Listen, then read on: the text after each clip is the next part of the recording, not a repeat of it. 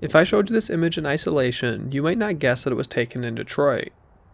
Seriously, I think I could tell the average American that this was in Iowa, and they probably wouldn't know I was lying.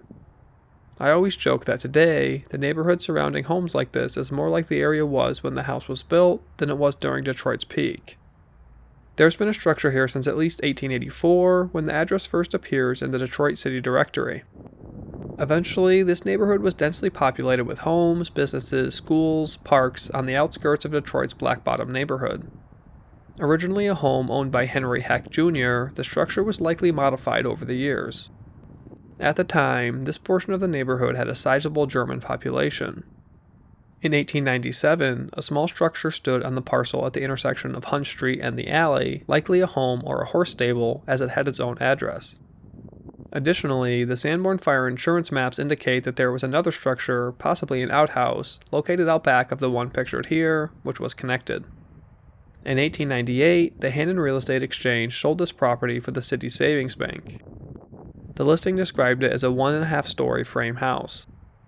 The Hannon Real Estate Exchange was founded by William Hannon, a Detroit real estate developer whose wife would donate funds after his death to build the Hannon Memorial YMCA on Jefferson, which was demolished in 2024.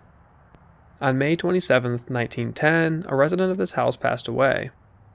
Louis A. Eschliman, son of Christian F. and Mary Eschliman, died at 33.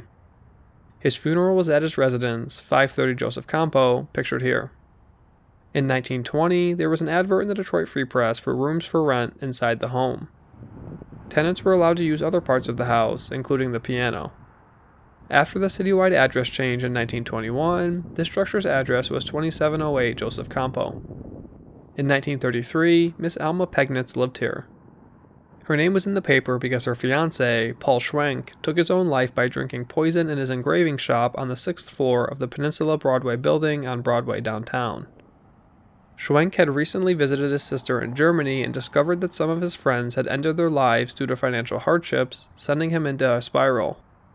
He returned to Detroit with new engraving tools. However, the burden of losing his friends, lack of business at his job, and a loss of courage led to his decision.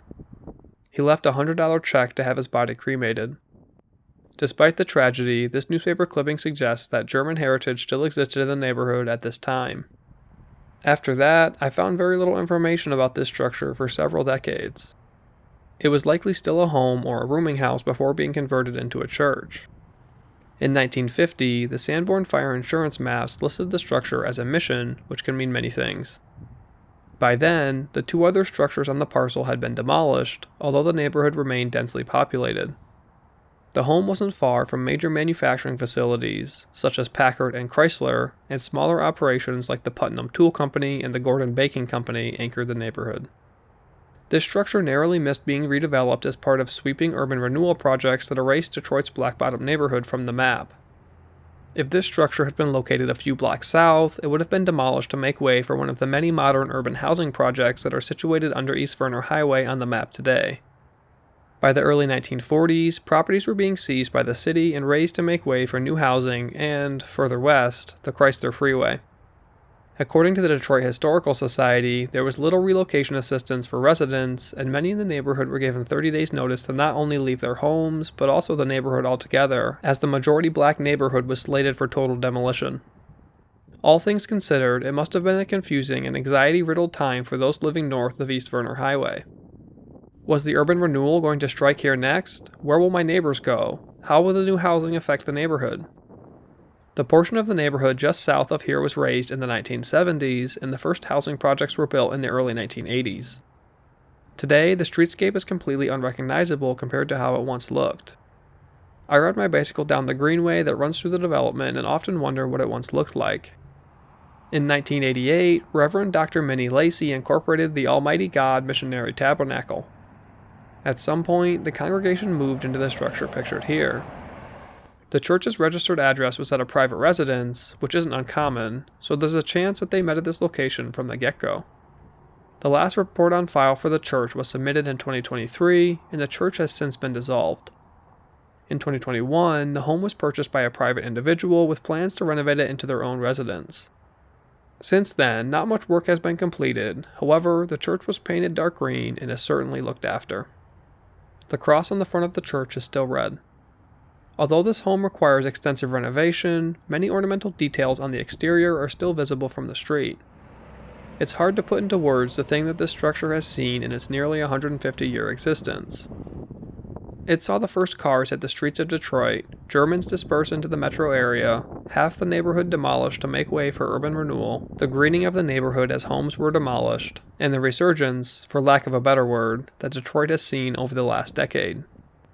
Hopefully, structures like this one can anchor the neighborhood for another century and a half. I won't be there to see it, but maybe this video will be. What do you think this neighborhood will look like in a few decades?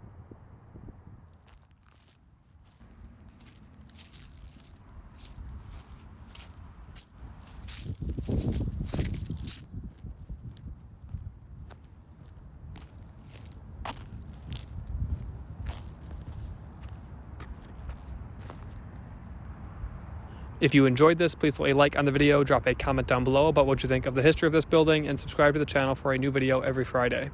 If you've already subscribed and you want to continue supporting the channel, you can look in the description below to buy a t-shirt that I've designed or get a print from my print store. Until next time, this building matters.